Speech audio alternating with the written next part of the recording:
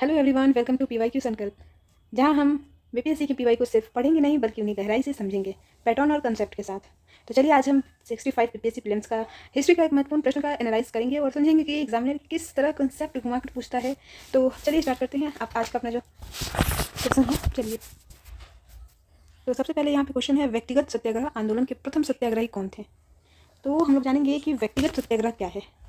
ठीक है, तो इसकी शुरुआत 1940 में हुई थी। गांधी जी द्वारा इसकी शुरुआत की थी। और व्यक्तिगत सत्याग्रह क्यों हुआ था, तो दो रीज़न थे शुरू होने के। कौन कौन से? तो पहला तो था कि द्वितीय विश्व युद्ध जो हुआ था उसमें भारतीयों को जबरन, जो भारतीय सेना थी उसको शामिल किया गया था। ठीक है, और दूसरा था अगस्त प्रस्ताव के खिलाफ में। ठीक है, अब बात करते हैं कि कहाँ ये शुरू हुआ था। तो 1940 में ये महाराष्ट्र के पवनार आश्रम में। ठीक है, महाराष्ट्र के पवनार आश्रम में। और अब देखते हैं इसके इनके कौन कौन से सत्याग्रही इसमें शामिल थे। तो पहला सत्याग्रही कौन थे? तो विनोबा भावे, पहला सत्याग्रही जो गांधी जी द्वारा चुना गया था। और तीनों सत्याग्रहियों को गांधी जी चुने थे। तो पहला तो विनोबा भावे हो गए, दूसरे थे जवाहरलाल नेहरू और तीसरे ब्रह्मदत्त थे तीसरे सत्याग्रही। ठीक है, अब यहाँ पे एक और क्वेश्चन आ जाता है कि बिहार के संदर्भ में हम लोग देखें तो बिहार में इसकी शुरुआत श्री कृष्ण सिंह ने किया था। श्री कृष्ण सिंह बिहार में कब हुआ था? तो 28 नवंबर 1940 को पटना से शुरू किया गया था। पटना से व्यक्तिगत सत्याग्रह की शुरुआत श्री कृष्ण सिंह द्वारा किया गया था। चलिए, तो अब हम लोग देखते हैं कि लंदन में इंडिया हाउस के संस्थापक कौन थे। तो लंदन में इंडिया हाउस के संस्थापक थे श्यामाजी कृष्ण वर्मा थे, जिन्होंने 1905 में लंदन में इसकी स्थापना की थी। इसका उद्देश्य था कि छात्रों के बीच जो राष्ट्रवाद को बढ़ावा देना, और मतलब वहाँ पे जो छात्र रह रहे हैं ब्रिटेन में, भारतीय छात्र थे, उनके बीच राष्ट्रवाद को बढ़ावा देने के लिए इसकी स्थापना की गई थी। ठीक है, अब हम इसको इनके बारे में थोड़ा जान लेते हैं। रास बिहारी बोस, तो ये प्रमुख क्रांतिकारी थे जिन्होंने 1912 में दिल्ली षड्यंत्र की योजना बनाई थी। ठीक है,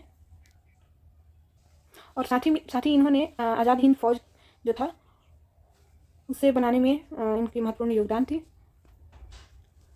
तीसरा रामचंद्र देव, जो कि गदर पार्टी के एक प्रमुख नेता थे।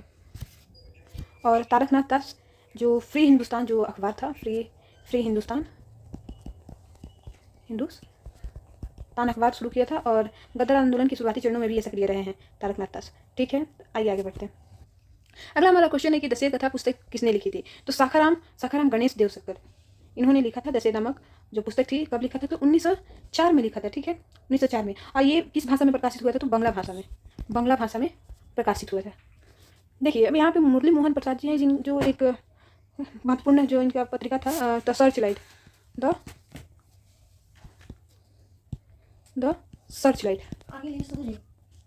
सर्चलाइट समाचार पत्र के संपादक थे। आगे हमारा क्वेश्चन है, भारतीय राष्ट्रीय कांग्रेस के संस्थापक कौन थे।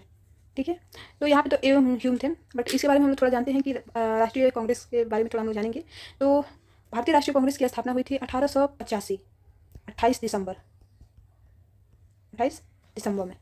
और पहले जो अध्यक्ष थे वो थे WC बनर्जी। इसके पहले अध्यक्ष WC बनर्जी थे, और पहला अधिवेशन बम्बई में हुआ था। बम्बई में इसका पहला अधिवेशन हुआ था।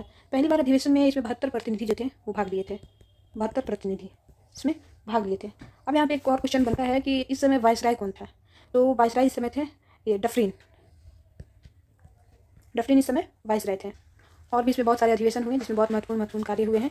तो वो बहुत, अब यहाँ पे लंबा हो जाएगा वो वीडियो, तो उसके बारे में भी हम लोग बात करेंगे। आते जाएगा जब इसमें क्वेश्चन, तो हम लोग देखेंगे उसको भी। ठीक है, आगे आते हैं। स्वराज मेरा जन्मसिद्ध अधिकार है और मैं इसे लेकर रहूँगा, किसने कहा था? तो बाल गंगाधर तिलक को वैलेंटाइन सिरोल उसने अपने जो पुस्तक था, अर्नेस्ट करके एक पुस्तक था, जिसमें इन्हें अशांति का जनक कहा था। बाल गंगाधर तिलक को भारतीय राजनीति में अशांति के जनक। बाल गंगाधर तिलक जो थे, उन्हें लोकमान्य के नाम से हम लोग जानते हैं। लोकमान्य, इन्होंने केसरी और मराठा अखबार शुरू किए, और 1916 में home rule league, Indian home rule league की शुरुआत की थी। और इनका जो होम रूल लीग था वो बस मतलब महाराष्ट्र तक ही सीमित था इनका home rule, but Annie Besant वाला ही होम रूल पूरे इंडिया में विस्तारित था। ठीक है, आगे देखते हैं। बिपिन चंद्र पाल जो थे वो तो गर्म दल के नेता थे, जो जिसमें बाल गंगाधर तिलक भी थे और ये भी थे। अब हिंदू घोष के बारे में बात करें तो ये सावित्री जैसी महत्वपूर्ण रचनाएं इन्होंने की थी। इनके बारे में भी बहुत सारे क्वेश्चन है, आगे देखेंगे हम लोग। और सुभाष चंद्र बोस को तो पता ही है कि आईएनए के इन्होंने स्थापना की थी। साथ ही इनका जो नारा था जय हिंद और तुम मुझे खून दो मैं तुम्हें आज़ादी दूंगा, बहुत ही प्रसिद्ध है। तो इनके बारे में भी है बहुत सारे क्वेश्चन, हम इनके बारे में भी और डिटेल से भी जानेंगे। अगला क्वेश्चन ये है कि रविंद्रनाथ टैगोर ने अपनी नाइटहुड की जो उपाधि थी किस कारण त्याग किया था। ठीक है, नाइटहुड की उपाधि तो जलियांवाला बाग हत्याकांड में, जैसे कि हम लोग जानते हैं कि उन्होंने अपनी नाइटहुड की उपाधि त्याग कर दी। तो हम लोग जलियांवाला बाग हत्याकांड के बारे में भी थोड़ा जानते हैं। 13 अप्रैल 1919 को जलियांवाला बाग हत्याकांड हुआ था। और क्यों हुआ था, तो इसमें जो डॉक्टर सैफुद्दीन खिचड़ी थे और डॉक्टर सत्यपाल की गिरफ्तारी के खिलाफ शांतिपूर्ण जो सभा चल रही थी अमृतसर में एक बाग में, तो वहाँ पे जो आर डायर था वो वहाँ पे आकर गोली चला दिया था निहत्थे लोगों पर, जिसमें बच्चे, बूढ़े, महिलाएं, बहुत सारे लोगों की जान चली गई थी। और बहुत ही भयानक तरीके से एक हादसा हुआ था जलियांवाला बाग हत्याकांड। इसके लिए जो एक यहाँ पे पूछेगा आपसे कि जो आयोग की गठन की गई थी इसकी जांच करने के लिए, तो कौन था, तो हंटर आयोग का गठन किया गया था। हंटर आयोग इसकी जांच के लिए इसकी गठन की गई थी। इसी को हम लोग बोलते हैं डिसऑर्डर इंक्वायरी कमेटी। ठीक है, अब देखिए इसमें एक और रिलेटेड इससे है कि अब मान लीजिए कि इस बार पूछ दिया आपसे कि रविंद्रनाथ टैगोर ने नाइटहुड की उपाधि त्याग कर दी थी, तो हो सकता है आपसे अब ये पूछ ले कि कैसर हिंद की उपाधि किसने त्याग की थी। तो कैसर उपाधि जो था कैसर हिंद, तो उसका त्याग गांधी जी ने किया था इसी के जलियांवाला बाग हत्याकांड के समय ही। ठीक है, अब जलियांवाला बाग हत्याकांड पे जो गोली चलाया था आर डायर, तो उसमें आता है एक ओ डायर और आर डायर। ओ डायर जो था वो आदेश दिया था। ठीक है, और गोली किसने चलाई थी, तो आर डायर, उधम सिंह इसको मारे थे ओ डायर को 1940 में। अब हम लोग देखते हैं कि जो हंटर आयोग का गठन हुआ था इसके जांच के लिए, तो उसमें कौन कौन शामिल थे, तो उसमें 3 भारतीय शामिल थे। 3 भारतीय कौन कौन थे, तो पहले थे चिमनलाल हरिलाल शीतलवाड़ा। ठीक है, दूसरे थे पंडित जगत नारायण और तीसरे थे सरदार साहिबजादा सुल्तान अहमद। तो ये भी पूछता है, ये हम लोग को याद रहना चाहिए कि कौन कौन से भारतीय जो थे हंटर आयोग में शामिल थे, तो 3 भारतीय जो थे शामिल थे। ठीक है, अब देखते हैं हम लोग जो इसका ऑप्शंस है उसके बारे में भी हम लोग थोड़ा देख लेते हैं, क्योंकि ऑप्शंस भी मोस्ट इंपॉर्टेंट होते हैं। ऑप्शन से भी अगले बार उसको क्वेश्चन बना के भी पूछ देता है, कभी कभी हम लोग ऐसा बहुत सारे रिपीटेड क्वेश्चन भी देखते हैं। ठीक है, तो हम लोग देखते हैं सबने हो गया आंदोलन का क्रूर दमन। अब इसके बारे में हम लोग थोड़ा देख लेते हैं। तो सबसे पहले सबने हो गया आंदोलन की शुरुआत कब हुई थी, तो 12 मार्च से लेकर 6 अप्रैल 1930 तक जो था ये कितने दिन का यात्रा था, 24 दिन का यात्रा था। साबरमती से ये यात्रा स्टार्ट हुआ था और 5 अप्रैल 1930 को दांडी पहुंचकर 6 अप्रैल 1930 को नमक कानून जो था वो तोड़ा गया था। ठीक, तो यहाँ पे जो दिया है कि सबने हो गया आंदोलन का क्रूर दमन हुआ था, तो नहीं, गांधी इरविन जो समझौता हुआ था, गांधी इरविन समझौता कब हुआ था, तो 5 मार्च 1931 को गांधी इरविन समझौता हुआ था। इसके तहत ये जो सबने हो गया आंदोलन था वो खत्म तो नहीं हुआ था, बट धीमा हो गया था, बहुत हद तक ये धीमा हो गया। 1934 का जो समय था, 1934 में गांधी जी द्वारा इसे औपचारिक रूप से खत्म कर दिया गया सबने हो गया आंदोलन को। अगला हम लोग देखते हैं, अगला है चौरी चौरा घटना कब हुआ था, तो 1922 5 फरवरी 1922 को हुआ था। कहाँ, तो गोरखपुर में जो 22 पुलिसकर्मी थी उनको क्या किया गया था, मार दिया गया था उस समय 22 पुलिसकर्मी को। ठीक है, जो विद्रोही थे वहाँ पे जो विद्रोह कर रहे थे उनके द्वारा जो 22 पुलिसकर्मी थे उनको थाने में क्या किया गया था, जला दिया गया था, जिंदा उनको जला दिया गया था। अब चौरी चौरा घटना के बाद क्या हुआ था, तो जो गांधी जी 1920 में असहयोग आंदोलन स्टार्ट किए थे, असहयोग आंदोलन, इस घटना के बाद उन्होंने इस आंदोलन को वापस ले लिया, इसलिए भी ये घटना थोड़ा महत्वपूर्ण हो जाता है। भगत सिंह को फांसी दिया जाना है। अब बताइए भगत सिंह को कब फांसी दिया गया था, इसमें यहाँ पे भगत सिंह को जो था फांसी दी 23 मार्च 1931 को भगत सिंह को फांसी दे दिया गया था। क्यों दिया गया था, तो जो लाहौर षड्यंत्र केस था, लाहौर षड्यंत्र केस के कारण इनको फांसी दे दिया गया था। अब भगत सिंह को फांसी दिया गया तो उनके साथ में थे सुखदेव और राजगुरु भी थे साथ में इनके। इन तीनों को 23 मार्च 1921 को फांसी दे दी गई थी। नेक्स्ट क्वेश्चन हम लोग देखते हैं कि भारत सेवक समाज की स्थापना किसने की थी, तो Gopal Krishna Gokhale, servants of Indian society या भारत सेवक समाज। 1905 में इन्होंने इसकी स्थापना की थी और उसी समय ये कांग्रेस का जो बनारस अधिवेशन उसकी अध्यक्षता कर रहे थे। साथ ही इन्होंने इस अधिवेशन में स्वदेशी और बंग भंग जो आंदोलन था, बंग भंग उसका समर्थन किया था। ठीक है, समर्थन किया था उसका। अगला हम लोग देख लेते हैं, इसमें जो ऑप्शन है उनके बारे में भी थोड़ा देख लेते हैं। भगत सिंह जो थे, इन्होंने यहाँ पे पूछा था कि इन्होंने किसकी स्थापना की थी, तो HSRA यानी हिंदुस्तान सोशलिस्ट रिपब्लिक एसोसिएशन, जो पहले सिर्फ हिंदुस्तान रिपब्लिक एसोसिएशन था, उसी में जो हिंदुस्तान रिपब्लिक एसोसिएशन था उसी में इन्होंने क्या जोड़ा था, सोशलिस्ट जोड़ दिया था, अब HSRA हो गया था। इसकी स्थापना उन्होंने 1928 में फिरोज शाह कोटला न्यू दिल्ली में किया था, कोटला दिल्ली में इसकी स्थापना की थी, ठीक है। इसके साथ ही इन्होंने नौजवान सभा जो थी उसकी स्थापना की थी 1926 में, नौजवान सभा की स्थापना इन्होंने की थी, ठीक है। आगे देखते हैं लाला लाजपत राय, अगला है लाला लाजपत राय। इनके बारे में देखते हैं कि इन्होंने जो सेफ्टी वॉल्व का सिद्धांत इन्होंने दिया था, सेफ्टी वॉल्व का सिद्धांत लाला लाजपत राय दिए थे। और अखिल भारतीय ट्रेड यूनियन के अध्यक्ष थे 1920 में, जो जिसकी स्थापना की गई थी उसी के अध्यक्ष थे, अखिल भारतीय ट्रेड यूनियन, ठीक है। साइमन गो बैक का नारा भी इन्होंने दिया था। और उसी के समय इनको जो था लाठी इनके सिर पे लगने के कारण इनका देहांत हो गया था। और बिपिन चंद्र पाल के बारे में तो हम लोगों ने देखा है, ऊपर गरम दल के नेता थे। और आप लोग भी इनके बारे में बताइए कमेंट में कुछ। अगला क्वेश्चन हम लोग देखेंगे कि काकोरी ट्रेन कांड में किन क्रांतिकारियों को फांसी की सजा दी गई थी। तो देखिए इसमें 4 जो क्रांतिकारी थे उनको फांसी की सजा दी गई थी। सबसे पहले तो हम लोग देखते हैं काकोरी ट्रेन जो डकैती कांड था उसके बारे में। HRA यानी कि हिंदुस्तान रिपब्लिक एसोसिएशन की स्थापना क्यों की गई थी? 1925 में इसकी स्थापना इसलिए की गई थी कि काकोरी जो ट्रेन कांड था इसकी साजिश रचने इसी के तहत रचा गया था, HRA हिंदुस्तान रिपब्लिक एसोसिएशन के तहत। और इसमें जो है 4 लोग को फांसी हुई थी। 4 लोग में यहाँ पे तो राम प्रसाद बिस्मिल और अशफाकुल्ला खान, बट साथ ही में इसके थे राजेंद्र लाहिड़ी और थे एक रोशन सिंह। इन 4 लोगों को काकोरी कांड में फांसी हुआ था। इसके साथ ही हम लोग देख लेते हैं थोड़ा ये इनके बारे में, जो ऑप्शन है उनके बारे में हम देख लेते हैं। वीर सावरकर, इन्होंने अभिनव भारत की स्थापना की थी।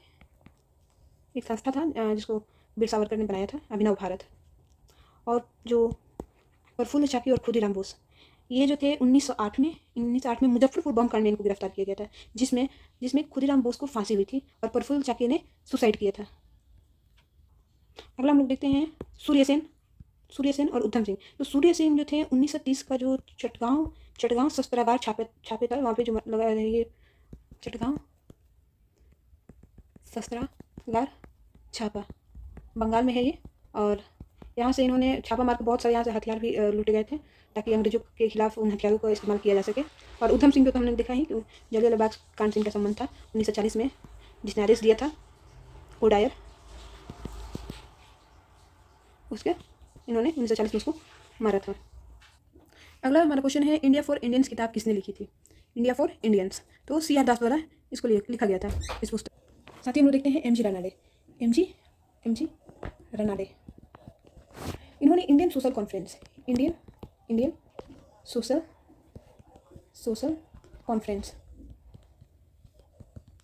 की स्थापना किए थे। और साथ ही इन्होंने 1870 में, एक मिनट इसको मैं थोड़ा सा 1870 में पुणे सार्वजनिक सभा, इनके बारे में बात हो रहा है, पुणे सार्वजनिक सभा की भी स्थापना की थी। तो इन्होंने क्या किया था, इंडियन सोशल कॉन्फ्रेंस और पुणे सार्वजनिक सभा की स्थापना। BD सावरकर जो थे इन्होंने 1857 के जो विद्रोह 1857 के विद्रोह के इन्होंने प्रथम, सॉरी गाइस,